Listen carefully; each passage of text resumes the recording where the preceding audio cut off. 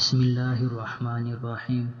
السلام علیکم ورحمۃ اللہ وبرکاتہ۔ ام المؤمنین حضرت عائشہ رضی اللہ تعالیٰ عنہ کہتی ہیں کہ رسول کریم صلی اللہ علیہ وسلم نے فرمایا، جب بندہ اپنے گناہ کا ندامت اور شرمندگی کے ساتھ اعتراف کرتا ہے اور پھر توبہ کرتا ہے تو اللہ تعالیٰ اس کی توبہ قبول فرماتا ہے۔ حضرت ابو موسیٰ رضی اللہ تعالیٰ عنہ راوی ہیں کہ رسول کریم صلی اللہ علیہ وسلم نے فرمایا، اللہ تعالیٰ رات میں اپنا ہاتھ پھیلاتا ہے تاکہ دن میں گناہ کرنے والا توبہ کرے، اور دن میں ہاتھ پھیلاتا ہے تاکہ رات میں گناہ کرنے والا توبہ کرے، یہاں تک کہ سورج مغرب کی سمت سے نکلے۔ اللہ تعالیٰ گناہ گاروں کو توبہ کی طرف بلاتا ہے۔ بعض حضرات کہتے ہیں کہ اللہ تعالیٰ کا ہاتھ پھیلانا اس کی رحمت و مغفرت ہے، اور اللہ تعالیٰ کی طرف سے بندوں سے طلب توبہ کا یہ سلسلہ اس وقت تک جاری رہے گا جب تک کہ قرب قیامت میں سورج مشرق کی بجائے مغرب سے نکلے، کیونکہ جب آفتاب مغرب کی طرف سے طلوع ہوگا تو توبہ کا دروازہ بند ہو جائے گا، اس کے بعد پھر کسی کی توبہ قبول نہیں ہوگی۔